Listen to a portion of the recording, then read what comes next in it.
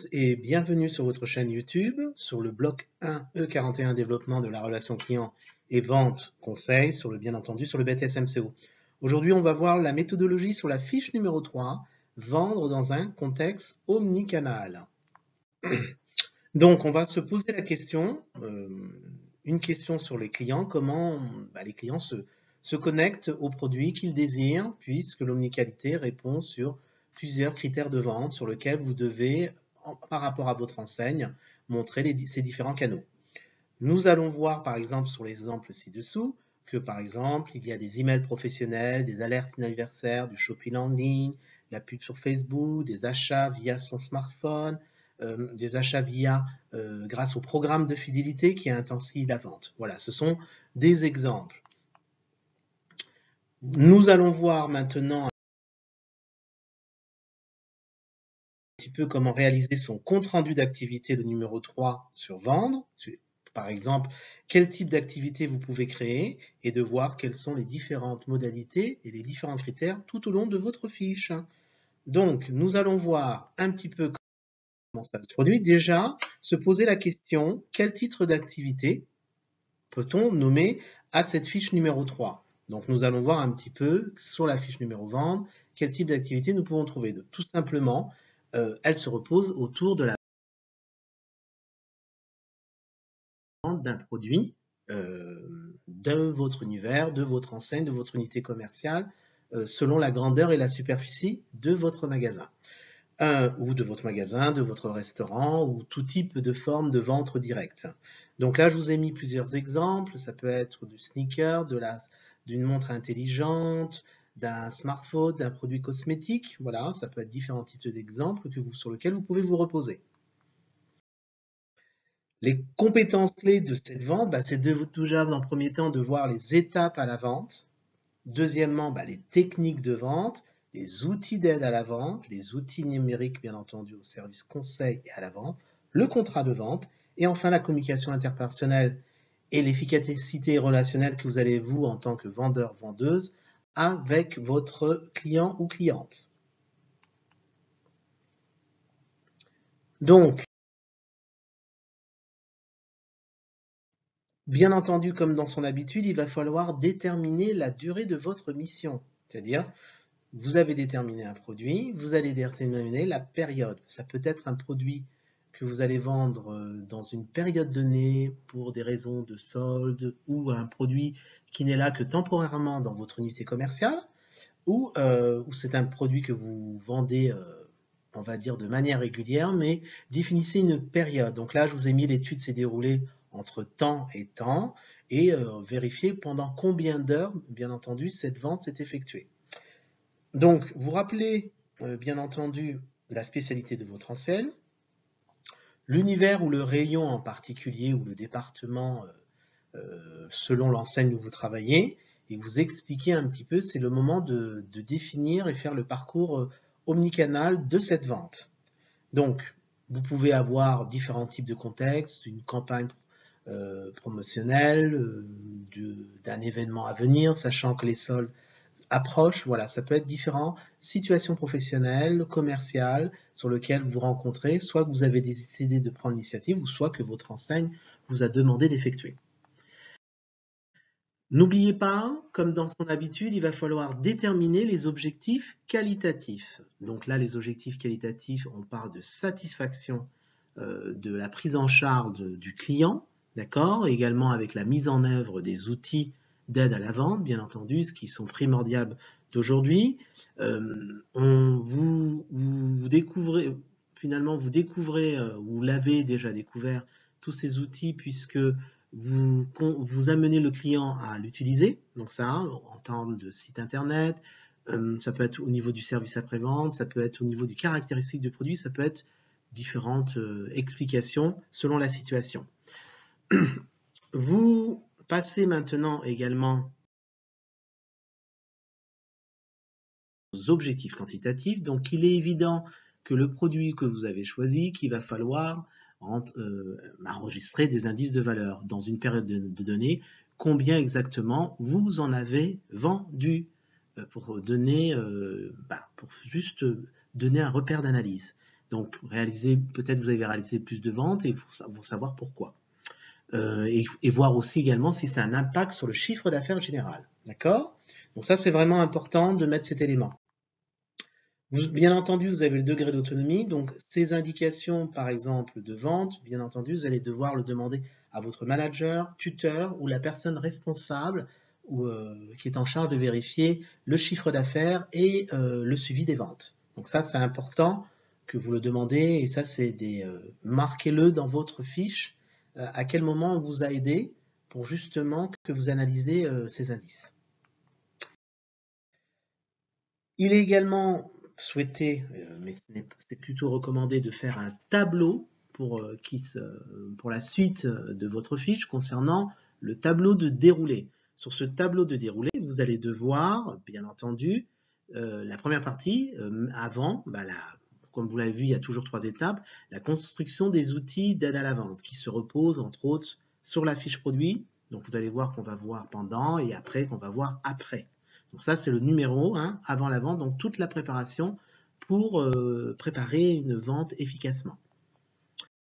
Donc, vous avez une fiche produit, je vous en ai mis un exemple, mais vous pouvez le créer le vôtre, avec des caractéristiques et bien entendu la photo du produit. Donc ça, c'est très important.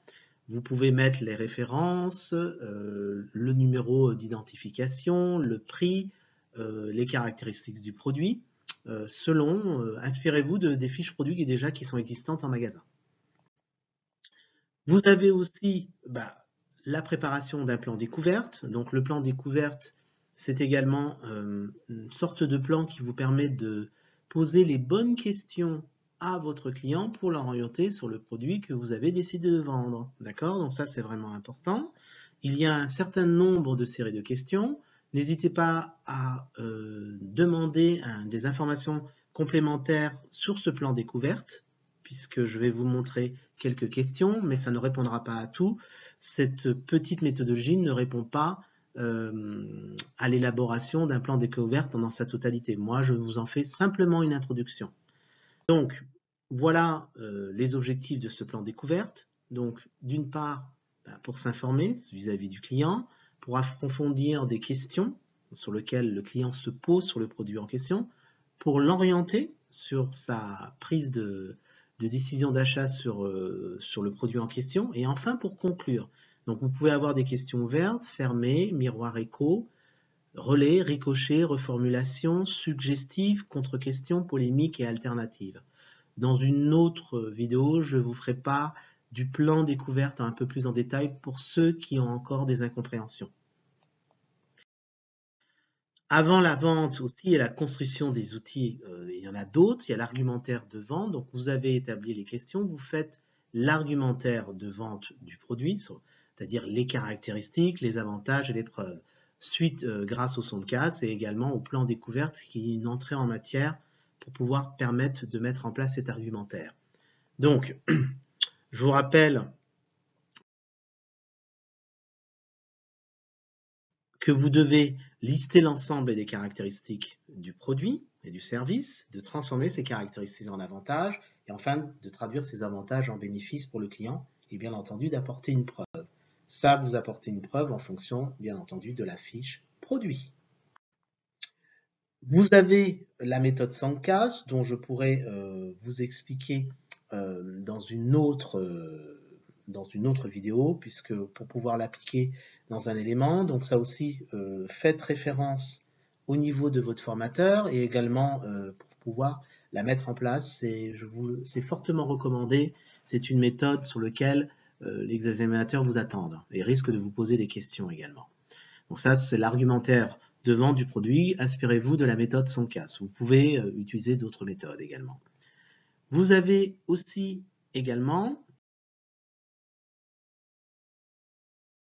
le guide de traitement des objections. Il va de soi que le client a toujours des objections par rapport à son besoin. Peut-être que le produit ne répond pas ou semble ne pas répondre aux besoins du client. Il faut monter toutes ces objections pour s'assurer qu'on puisse y répondre. Donc, le guide de traitement des objections est important à montrer.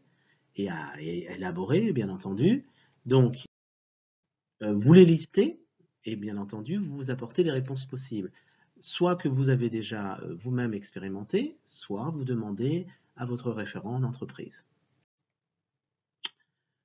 Pendant la vente, il y a aussi l'accueil client. Il y a des techniques qui sont propres, une charte de gestion de relations clientèle de votre entreprise sur lequel vous devez vous référer au niveau de ce qui est demandé dans les étapes de l'accueil client. C'est important. En règle générale, elle respecte 4 étapes, d'accord, sur lesquelles vous devez vous référer auprès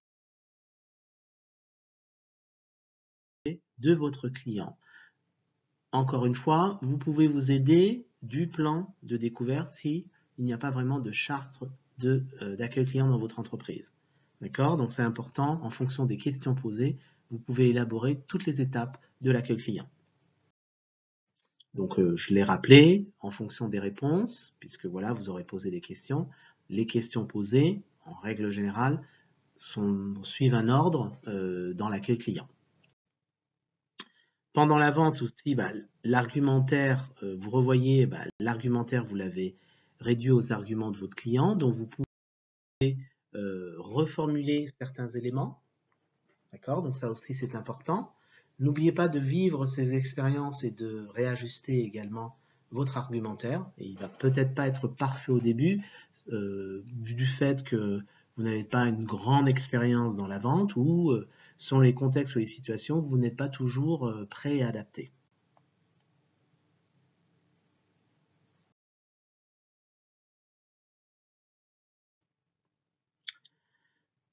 Donc, également, vous traitez ces objections, d'accord, opposées par votre client, et vous trouvez des arguments qui sont le plus près pour répondre à ces objections. En règle générale, y répondre.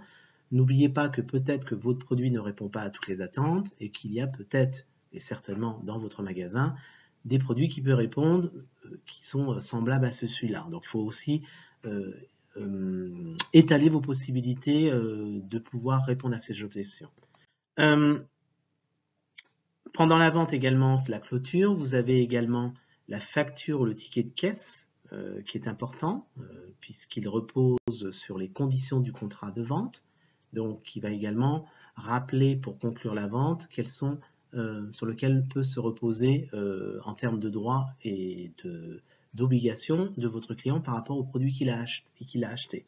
Donc n'oubliez pas de vulgariser sans omettre aucun élément, de lui rappeler tout ce qui est lié à la facture et au ticket de caisse et les conditions de vente.